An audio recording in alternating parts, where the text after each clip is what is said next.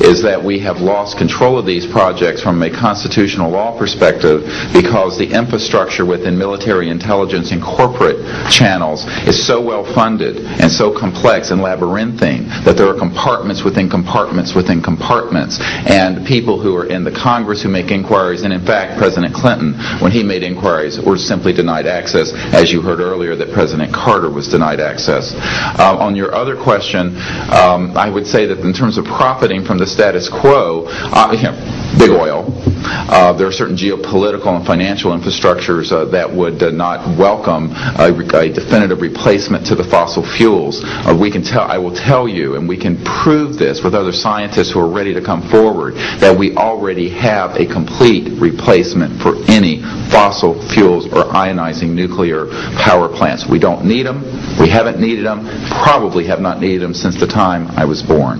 Now, of course, this is a major issue. You're talking a multi-trillion-dollar global infrastructure change. And so this does hit the alarm bells at the National Security Council economics area. However, what is more serious to the national security? Keeping the status quo or letting ourselves go into a global ecosystem collapse and running out of fossil fuels and having massive rolling blackouts, not just in California, but globally. We have got to do something about this, and soon, and that's why we are advocating open hearings in the Congress. Other media, please. Yes, sir. I just want to know if anybody at the UN is looking into this. I personally met with Boutros Ghali's wife, Aliyah Ghali, who said that her husband was quite concerned about this. This was in the 1990s. Since then, we know that there have been other people at the UN who have made inquiries. The problem is the UN has no mandate to deal with this. It needs to be given a mandate from its constituent member nations. And I think that the public and the member nations need to ask that the United Nations get involved with this. This is an international peace issue and an international security issue, and it should be taken up by the UN Security Council, and of course we are recommending that as well. Yes, sir. So I think my question is actually to Clifford Stone. You said that you had seen aliens on a craft that had crashed. I wondered if you could describe what they looked like.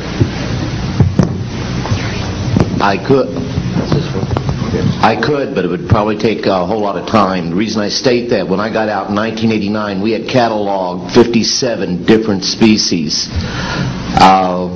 You have individuals that look very much like you and myself that could walk among us and you wouldn't even notice the difference, except for some of the things that they might be able to go ahead, even in a dark room, and touch an object and go ahead and identify what color that object might be. They would have a heightened sense of smell, sight, hearing. The situation is that you have various types of what we normally call grays. We didn't call them grays in the military, but you had at least 3 types of the grays. You had some that were much taller than we were. The unique thing that I'd like to point out for the most part is that the entities that we did catalog were in fact humanoid. Now this created a situation where the scientific community was trying to figure out why that would be the case, because you would expect that if life evolved on other planets that they would take on some type of other being, so to speak, not necessarily look humanoid or be bipedal such as we are. But apparently we got quite a few of the species out there that are humanoid in appearance, and that creates a question that yet has to be answered by science. Yes, and as I call on you, please state the news agency that you were with. Yes, ma'am. Deanne Davis with United Press International. Could you please address the vehicle that there was a drawing displayed of? Why would this vehicle be on display at an air show? What is the power source that you are asserting is going to be so very useful? And how can you determine that this vehicle is not something that is being developed, by a government agency? In fact, I think that was the testimony. This is an alien reproduction vehicle, and just to be clear, this means that it is based on advanced anti-gravity and zero-point energy propulsion systems. Those are the propulsion systems. They are being manufactured by a consortium of companies that include Lockheed Martin, Northrop, SAIC, and other corporations. They do have superluminal capacity, in other words, faster than the speed of light capacity. I think Mr. McCandlish and other witnesses that he's identified could go into more of the technical physics of it. I'm just a country doctor from Virginia, I tell people. I mean, really.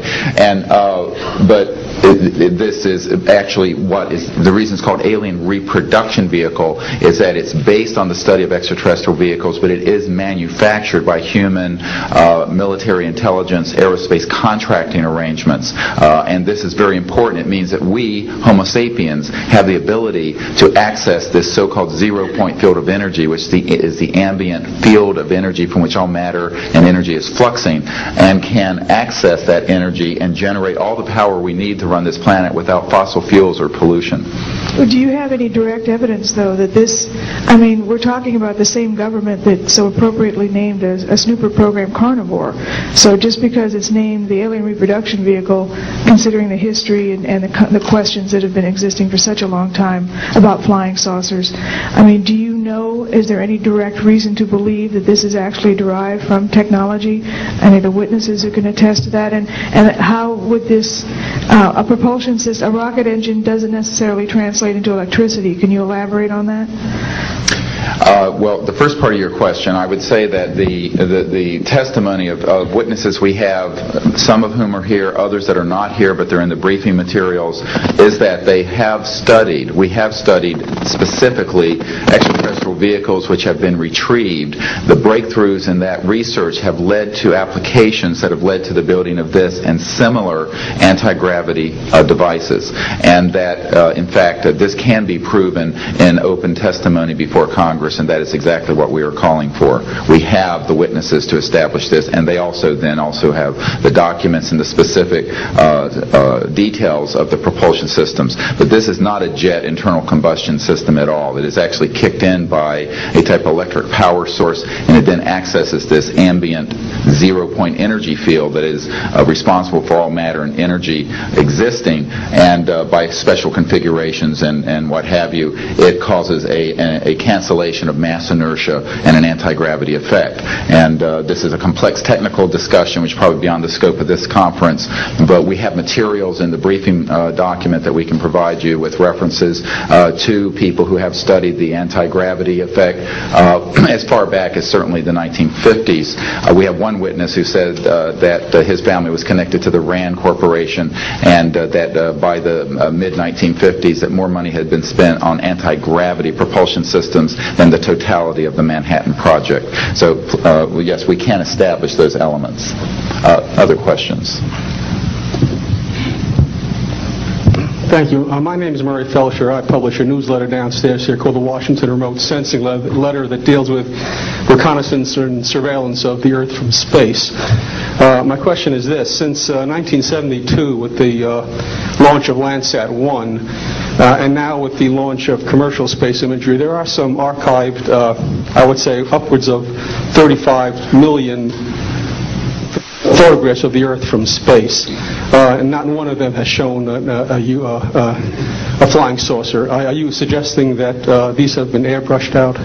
We're suggesting that there is a system before the public gets hold of anything that's off of a government-connected satellite. There is a compartmented operation that does indeed sanitize them from this type of evidence, and I think the testimony of